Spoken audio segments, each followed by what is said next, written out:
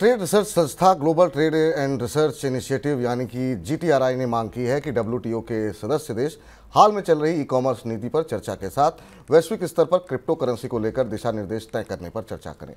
Crypto को लेकर दुनिया के अधिकतर बड़े देशों में एक समान राय नहीं है। ऐसे में डब्ल्यूटीओ के मंच के इस्तेमाल इस पर एक राय बनाने में किया जा सकता है।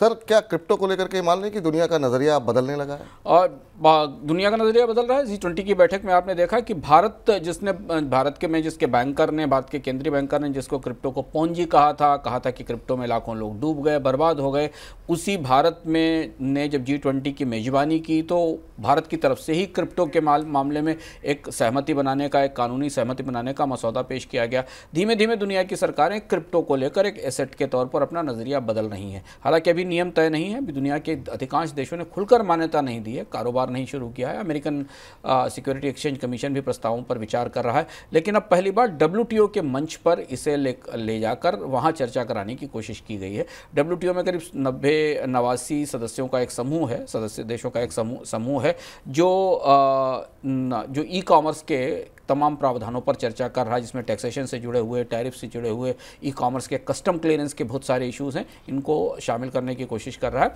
इसी में यह कहा गया है कि डब्ल्यूटीओ अब क्रिप्टो के कारोबार को रेगुलराइज करने के लिए, विनियमित करने के लिए एक मसौदे पर विचार करे। लेकिन चुनौती सबसे बड़ी ये है कि क्रिप्टो को लेकर अभी पारदर्शिता, मनी लॉन्ड्रिंग, हवाला, क्रिप्टो के कारोबार की में बहुत सारे और भी सवाल हैं जिनका जवाब कहीं नहीं है। और एक और बड़ी चुनौती है कि पूरी दुनिया का क्रिप्टो वर्ल्ड डिसेंट्रलाइज है, इसलिए इसका कोई अभी रेगुलेटर भी नहीं है जो इस मामले में कोई गारंटी दे सके कि सारी चीज़ें साफ सुथरी हैं।